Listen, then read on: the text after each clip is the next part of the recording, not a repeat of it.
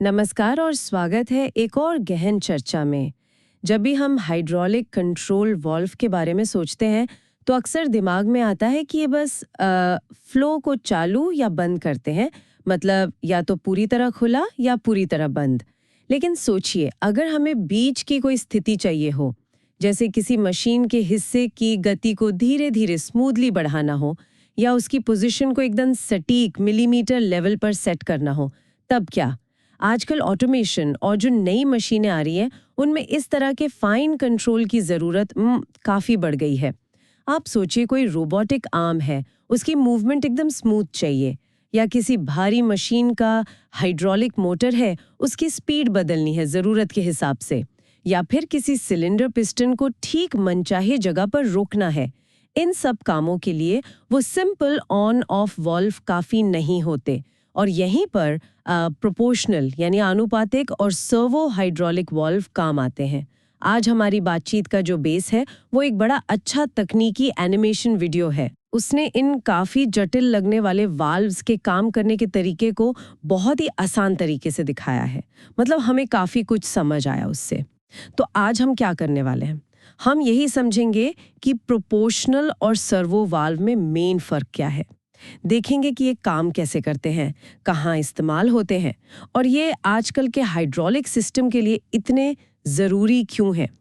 कोशिश रहेगी कि हाइड्रोलिक कंट्रोल की इस एडवांस्ड दुनिया की एक साफ तस्वीर बन सके। तो चलिए इस विषय की तह तक चलते हैं। अच्छा, तो शुरू करते हैं उन आम कंट्रोल वाल्व से जिनसे हम शायद ज़्यादा वाकिफ हैं। एनिमेशन में भी उनकी बात हुई थी। ये आमतौर पर क्या करते हैं? हाइड्रोलिक फ्लूइड का रास्ता या तो पूरा खोल देना या पूरा बंद कर देना, या फिर उसे एक रास्ते से हटाकर पूरी तरह दूसरे रास्ते पे मोड़ देना। जैसे घर का लाइट स्विच होता है ना, या ऑन या ऑफ, बस। इसीलिए ये बाइनरी एक्चुएटर्स के लिए बहुत अच्छे हैं। मतलब वो उपकरण जिन्हें सिर्फ दो हालतों में काम करना है, जैसे पिस्टन पूरा अंदर या पूरा बाहर। हाँ, ऑन ऑफ। लेकिन जैसा हमने शुरू में कहा, हमेशा इससे काम नहीं चलता। तो इनकी सीमाएं कहाँ दिखने लगती हैं? सीमाएं तब साफ हो जाती हैं जब हमें फाइन कंट्रोल, मतलब महीन नियंत्रण चाहिए होता है। मान लीजिए आपको एक हाइड्रोलिक मोटर की स्पीड 50 आरपीएम से धीरे धीरे बढ़ाकर 500 आरपीएम करनी है, बिल्कुल स्मूथली। या एक भारी सिलेंडर को उठाते हुए उसे ठीक आधे रास्ते में एकदम सटीक रोकना है।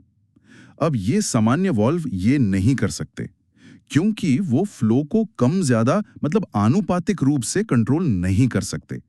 यहां हमें कुछ ऐसा चाहिए जो सिर्फ ऑन या ऑफ के बीच भी काम कर सके। बिल्कुल। कोई बीच का रास्ता। और यहीं पर प्रोपोर्शनल वॉल्व आते हैं, है ना? हाँ, एनिमेशन में भी देखा कि ये दिखने में शायद वैसे ही लगे, पर इनका काम करने का तरीका अलग है। बिल्कुल। बाहर से देखने में शायद धोखा हो जाए, असली फर्क अंदर है, खासकर उनके सोलेनॉइड में। देखिए, एक सामान्य बाइनरी वॉल्व का सोलेनॉइड या तो पूरा ऑन होता है या पूरा ऑफ, जिससे वॉल्व का स्पूल जो फ्लो को कंट्रोल करता है वो झटके से पूरा एक तरफ या दूसरी तरफ चला जाता है। लेकिन प्रोपोर्शनल वॉल्व में हम एक वेरिएबल इलेक्ट्रिकल सिग्नल देते हैं। ये वोल्टेज या करंट हो सकता है, जिसे हम कंट्रोल कर सकते हैं, बदल सकते हैं। अच्छा, तो ये कंट्रोल सिग्नल बदलने से क्या होता है फिर? इस बदलते हुए सिग्नल के हिसाब से प्रोपोर्शनल सोलेनॉइड एक बदलता हुआ फोर्स, एक वेरिएबल बल पैदा करता है। ये फोर्स वॉल्व के अंदर के स्पूल को धक्का देता है। स्पूल की दूसरी तरफ अक्सर एक स्प्रिंग होती है जो उल्टी दिशा में फोर्स लगाती है। तो इन दो फोर्सेस के बीच सोलेनॉइड का फोर्स और स्प्रिंग का फोर्स एक बैलेंस बनता है। कंट्रोल सिग्नल को बदलकर हम सोलेनॉइड के फोर्स को बदलते हैं, जिससे स्पूल बीच की किसी पोजीशन में आकर रुक सकता है। और यही बीच की पोजीशन हमें हाइड्रोलिक फ्लो को आंशिक रूप से, मतलब प्रोपोर्शनली कंट्रोल करने की ताकत देती है। इसीलिए इन्हें प्रोपोर्शनल कहते हैं, मतलब आउटपुट फ्लो इनपुट सिग्नल के अनुपात में होता है। अच्छा, एनिमेशन के सिंबल में वो एक तिरछा तीर जैसा था, वो शायद इसी क्षमता को दिखाता है। एग्जैक्टली वो तीर यही बताता है कि ये वॉल्व सिर्फ दो एंड पॉइंट्स पर नहीं, बल्कि पूरी रेंज में काम कर सकता है। एक और बहुत दिलचस्प चीज जो एनिमेशन में दिखी, वो थी स्पूल पर बने वी आकार के खांचे, वी नॉच जिन्हें कहते हैं, एंड या खाली जगह बन जाती है जहां सिग्नल बदलने पर भी आउटपुट में कुछ फर्क नहीं पड़ता। ये वी नॉच इस प्रॉब्लम को सॉल्व करते हैं। इनका आकार ऐसा होता है कि जैसे ही स्पूल बंद पोजीशन से हिलना शुरू करता है, ये छोटे खांचे बहुत थोड़ा सा फ्लो निकलने देते हैं। इससे फ्लो एकदम धीरे धीरे और स्मूथ तरीके से शुरू होता है, बिना किसी झटके के। वाल्व के खुलने बंद होने का प्रोसेस बहुत सहज हो जाता है, खासकर कम फ्लो पर। अरे वाह, ये तो काफी स्मार्ट डिजाइन है। तो फिर इन प्रोपोर्शनल वाल्व्स का इस्तेमाल कहाँ होता है? किस तरह के सिस्टम्स में ये सबसे ज्यादा काम आते हैं? एनिमेशन से भी ये साफ था कि इनका ज्यादातर इस्तेमाल ओपन लूप सिस्टम में होता है। ओपन लूप मतलब सिस्टम ये चेक नहीं करता कि एक्चुएटर जैसे मोटर या सिलेंडर असल में क्या कर रहा है। वो बस कंट्रोल सिग्नल भेजता है और उम्मीद करता है कि एक्चुएटर ठीक वैसा ही करेगा। उदाहरण के लिए, अगर आपको किसी कन्वेयर बेल्ट पर लगी हाइड्रोलिक मोटर की स्पीड धीरे धीरे बढ़ानी या घटानी है, तो प्रोपोर्शनल वाल्व फ्लो को स्मूथली एडजस्ट कर सकता है। या मान लीजिए किसी मशीन के हिस्से को किसी भी बीच की पोजीशन में रोकना हो, जैसे कोई पेंटिंग रोबोट का आर्म है, उसे एक खास एंगल पर सेट करना है, तो प्रोपोर्शनल वाल्व ये कर सकता है। ये काफी काम के लगते हैं, लेकिन एनिमेशन ने इनकी कुछ कमियों की तरफ भी इशारा किया था। मतलब ये हर काम के लिए परफेक्ट नहीं है। सटीकता और स्पीड के मामले में कहाँ पीछे रह जाते हैं? हाँ, बिल्कुल। कोई भी तकनीक परफेक्ट तो नहीं होती। प्रोपोर्शनल वाल्व की भी अपनी कुछ सीमाएं हैं। एनिमेशन ने कुछ मुख्य कमियां बताई। पहली, रिएक्शन टाइम, मतलब इनका प्रतिक्रिया करने का समय। आप कंट्रोल सिग्नल बदलते हैं और वाल्व के फ्लो को असल में उस बदलाव के हिसाब से एडजस्ट होने में थोड़ा वक्त लगता है। ये बहुत तेज नहीं होते। तो जिन मशीनों में बहुत तेजी से कमांड्स बदलते हैं, वहां ये थोड़ी सी लैग या देरी पैदा कर सकते हैं। और एक हिस्टेरिसिस का भी जिक्र था। वो क्या चीज है और उसका क्या असर होता है? वो सुनने में थोड़ा जटिल लगा। हाँ, हिस्टेरिसिस थोड़ी सी ट्रिकी चीज है, पर जरूरी है। इसका मतलब यह है कि जिस सिग्नल लेवल पर वाल्व एक दिशा में, मान लीजिए खुलते हुए किसी खास फ्लो रेट पर पहुंचता है, वो उस सिग्नल लेवल से थोड़ा अलग हो सकता है जिस पर वो उल्टी दिशा में, यानी बंद होते हुए उसी फ्लो रेट पर पहुंचता है, भले ही सिग्नल की वैल्यू थ्योरी में वही हो। आसान भाषा में कहें तो वाल्व को हाँ कहने के लिए जो सिग्नल चाहिए, वो उसे ना कहने के लिए जरूरी सिग्नल से थोड़ा अलग हो सकता है, भले ही आप उसी पॉइंट पर वापस आएं। इससे कंट्रोल में थोड़ी अनिश्चितता या कहें कि फजीनेस आ जाती है। तो जहां बहुत हाई प्रिसिजन चाहिए, वहां यह दिक्कत कर सकता है। समझ गए। और बिजली की खपत के बारे में क्या? हाँ, तीसरी कमी जो बताई गई वो है इनकी बिजली की खपत। प्रोपोर्शनल सोलेनॉइड को उन बीच की पोजीशंस में बनाए रखने के लिए लगातार पावर देनी पड़ती है, जो बाइनरी सोलेनॉइड के मुकाबले ज्यादा हो सकती है। ठीक है, तो प्रोपोर्शनल वाल्व एक जरूरी कदम है जो हमें ऑन ऑफ से आगे ले जाते हैं, लेकिन सटीकता, रिएक्शन टाइम और हिस्टेरिसिस जैसी कुछ सीमाएं हैं। यहीं पर शायद सर्वो वाल्व्स आते हैं। एनिमेशन बता रहा था कि इन्हें 1940s में बनाया गया था और ये परफॉर्मेंस में एक और बड़ी छलांग है। बिल्कुल सही कहा आपने। सर्वो वाल्व आप कह सकते हैं हाइड्रोलिक कंट्रोल में सटीकता और स्पीड का शिखर है। एनिमेशन उनकी कई खूबियां बताता है। पहली, बहुत ही ज्यादा सटीकता, वेरी हाई एक्यूरेसी। दूसरी, बहुत तेज reaction time, extremely fast reaction time, मतलब सिग्नल बदलते ही ये लगभग तुरंत रिस्पॉन्ड करते हैं। तीसरी, बहुत कम switching hysteresis, minimal switching hysteresis, जिससे कंट्रोल एकदम पक्का और भरोसेमंद होता है। और चौथी, आमतौर पर प्रोपोर्शनल वाल्व से कम बिजली की खपत, लोअर पावर कंजम्पशन। ये तो वाकई में बड़े सुधार हैं, लेकिन इन दोनों के बीच सबसे बुनियादी फर्क क्या है? एनिमेशन कह रहा था कि मेन फर्क ये है कि सर्वो वाल्व में स्पूल की पोजीशन का फीडबैक होता है। इस फीडबैक का क्या मतलब है? ये इतना जरूरी क्यों है? फीडबैक, हाँ, यही सर्वो वाल्व का सीक्रेट है। यही सब कुछ बदल देता है। देखिए, प्रोपोर्शनल वाल्व में कंट्रोलर सिग्नल भेजता है और मान लेता है कि स्पूल सही जगह चला गया होगा, कोई चेक नहीं करता। लेकिन सर्वो वाल्व में एक अंदरूनी सेंसर या मैकेनिज्म होता है जो लगातार मापता रहता है कि स्पूल असल में कहाँ है। ये असल पोजीशन की जानकारी एक सिग्नल बनकर कंट्रोलर को वापस जाती है। कंट्रोलर इस फीडबैक सिग्नल की तुलना कमांड सिग्नल जो हम चाहते हैं से करता है, और अगर दोनों में कोई अंतर है तो वो फौरन वाल्व को एडजस्ट करता है ताकि स्पूल ठीक वहीं पहुंचे जहां उसे होना चाहिए।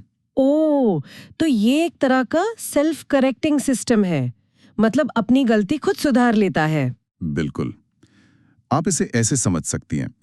एक है अंधेरे में निशाना लगाना, प्रोपोर्शनल ओपन लूप, और दूसरा है लगातार टारगेट को देखते हुए और अपनी गन को एडजस्ट करते हुए निशाना लगाना, सर्वो क्लोज्ड लूप। यही लगातार निगरानी और सुधार सर्वो वाल्व को उनकी वो कमाल की सटीकता और स्पीड देता है। ये काम कैसे करता है फिर? एनिमेशन में टॉर्क मोटर और फ्लैपर जैसी चीजों का जिक्र था। क्या आप उसे आसान शब्दों में समझा सकते हैं? हाँ, एनिमेशन ने उसका एक अच्छा ओवरव्यू दिया था। मोटे तौर पर प्रक्रिया कुछ ऐसी होती है। पंप से तेल आता है, फिल्टर से साफ होता है और फिर वॉल्व के अंदर कई रास्तों में बढ़ जाता है। ये स्पूल के दोनों सिरों पर जाता है, कंट्रोल लाइंस जो एक्चुएटर तक जाती हैं में जाता है, और रिटर्न लाइन जो टैंक तक वापस जाती है इसमें भी जाता है। वॉल्व के अंदर एक छोटा, बहुत सेंसिटिव टॉर्क मोटर होता है। जब कंट्रोलर से इस टॉर्क मोटर को करंट सिग्नल मिलता है तो ये एक छोटी सी पत्ती जैसी चीज, जिसे फ्लैपर कहते हैं, उसको हिलाता है। ये फ्लैपर दो बहुत छोटे नोजल्स के बीच में होता है। ये नोजल्स स्पूल के सिरों पर प्रेशर डालते हैं। अच्छा, तो फ्लैपर के हिलने से स्पूल कैसे हिलता है? जब टॉर्क मोटर फ्लैपर को एक नोजल के करीब और दूसरे से दूर करता है तो ये नोजल से निकलने वाले तेल के बहाव को बदल देता है। जिस नोजल के पास फ्लैपर जाता है वहां से तेल का बहाव रुकता है, जिससे स्पूल के उस सिरे पर प्रेशर बढ़ जाता है। दूसरी तरफ जहां फ्लैपर नोजल से दूर हटता है वहां बहाव आसान हो जाता है और प्रेशर कम हो जाता है। तो स्पूल के दोनों सिरों पर प्रेशर का ये अंतर प्रेशर डिफरेंशियल बन जाता है। और क्योंकि स्पूल हमेशा ज्यादा प्रेशर वाली जगह से कम प्रेशर वाली जगह की तरफ जाता है, इसलिए वो हिलता है। इस तरह एक छोटा सा इलेक्ट्रिकल सिग्नल हाइड्रोलिक प्रेशर के जरिए स्पूल की पोजीशन को बहुत ही सटीक तरीके से कंट्रोल करता है। यहाँ दिलचस्प बात यह है कि ऐसा लग रहा है जैसे इलेक्ट्रॉनिक्स और हाइड्रोलिक्स दोनों दुनिया एक साथ मिलकर काम कर रही हैं। आपने बिल्कुल सही पकड़ा। एनिमेशन ने भी इस बात को बहुत अच्छे से दिखाया। सर्वो वॉल्व में इलेक्ट्रॉनिक्स दिमाग का काम करते हैं। वो सटीकता देते हैं, सिग्नल भेजकर, फीडबैक प्रोसेस करके और करेक्शन करके। और हाइड्रोलिक्स ताकत का काम करते हैं। वो असली काम करते हैं, मतलब भारी लोड को हिलाने के लिए जरूरी फोर्स पैदा करते हैं। ये इलेक्ट्रॉनिक्स की समझदारी और हाइड्रोलिक्स की ताकत का एक बेहतरीन कॉम्बिनेशन है। तो फिर इन हाई परफॉर्मेंस सर्वो वॉल्व्स का इस्तेमाल कहाँ होता है? ये कहाँ सबसे ज्यादा फिट बैठते हैं? आप जैसा कि आप सोच सकती हैं, इनका इस्तेमाल सबसे ज्यादा डिमांडिंग क्लोज लूप सिस्टम में होता है। क्लोज लूप सिस्टम, जैसा हमने बात की, वो होते हैं जहां एक्चुएटर की असली पोजीशन या स्पीड को सेंसर से लगातार मापा जाता है और इस फीडबैक का इस्तेमाल कंट्रोल सिग्नल को लगातार एडजस्ट करने के लिए किया जाता है। एनिमेशन में एनालॉग एक्चुएटर्स के साथ इनके इस्तेमाल का जिक्र था। एनालॉग एक्चुएटर मतलब ऐसे उपकरण जिन्हें सिर्फ ऑन ऑफ नहीं बल्कि किसी भी बीच की पोजीशन या स्पीड पर लगातार और सटीक सेट किया जा सके। उदाहरण के लिए एनिमेशन में क्लोज लूप पोजीशन कंट्रोल दिखाया गया था, जहां एक हाइड्रोलिक सिलेंडर की पोजीशन को बहुत ही ज्यादा सटीकता से, शायद मिलीमीटर के भी छोटे हिस्से तक कंट्रोल करने के लिए सर्वो वॉल्व का इस्तेमाल होता है। ये वॉल्व आपको एरोस्पेस में मिलेंगे, जैसे प्लेन के कंट्रोल सरफेस, एडवांस रोबोटिक्स में, बहुत सटीक मशीनिंग में और हाई परफॉर्मेंस इंडस्ट्रियल मशीनों में, जहां सटीकता, स्पीड और दोहराव, रिपीटेबिलिटी सबसे जरूरी होती है। ठीक है, तो अब अगर हम दोनों की तुलना करें और एक मोटा मोटा हिसाब लगाएं, proportional valve open loop system के लिए ठीक है। वे ऑन ऑफ से बेहतर है, स्मूथ कंट्रोल देते हैं लेकिन कम सटीक है, रिएक्शन थोड़ा धीमा है, हिस्टेरिसिस की दिक्कत हो सकती है और बिजली ज्यादा खाते हैं। बिल्कुल। और दूसरी तरफ servo valve closed loop system के चैंपियन हैं। वे स्पूल पोजीशन फीडबैक मैकेनिज्म का इस्तेमाल करते हैं, जिससे मिलती है असाधारण सटीकता, बिजली जैसी तेज प्रतिक्रिया, लगभग शून्य हिस्टेरिसिस और अक्सर कम बिजली की खपत। अगर एक लाइन में फर्क बताना हो तो वो है इंटेलिजेंस। सर्वो वॉल्व में अंदरूनी फीडबैक और खुद को ठीक करने की क्षमता होती है, जो उन्हें परफॉर्मेंस के मामले में एक अलग ही लेवल पर ले जाती है। वे जानते हैं कि वे क्या कर रहे हैं और जरूरत पड़ने पर खुद को एडजस्ट कर सकते हैं। तो आज की इस चर्चा से मुख्य बातें क्या निकल कर आईं? हमने देखा कि हाइड्रोलिक कंट्रोल की दुनिया सिर्फ ऑन ऑफ तक ही नहीं है। प्रोपोर्शनल वॉल्व्स हमें फ्लो या एक्चुएटर की पोजीशन को आनुपातिक रूप से बदलने की सुविधा देते हैं, जिससे स्मूथ ऑपरेशन मुमकिन होता है, भले ही उनमें वो फीडबैक वाली बात ना हो। हाँ, और फिर हमने सर्वो वॉल्व को देखा, जो अंदरूनी फीडबैक लूप का इस्तेमाल करके सटीकता, स्पीड और कंट्रोल का एक बिल्कुल नया लेवल खोल देते हैं। यह समझना इसलिए जरूरी है क्योंकि जैसे जैसे हमारी मशीनें और ऑटोमेशन सिस्टम ज्यादा कॉम्प्लेक्स और केपेबल होते जा रहे हैं, चाहे वो एडवांस्ड मैन्युफैक्चरिंग हो, हाई स्पीड रोबोटिक्स हो या दूसरे नए नए एप्लीकेशंस, इस तरह के सटीक, भरोसेमंद और तुरंत रिस्पांस देने वाले हाइड्रोलिक कंट्रोल की जरूरत सिर्फ बढ़ेगी ही। ये वॉल्व उन मशीनों को वो ताकत और वो समझ देते हैं जिससे वे ऐसे काम कर पाती हैं जो पहले शायद सोचे भी नहीं जा सकते थे। बिल्कुल।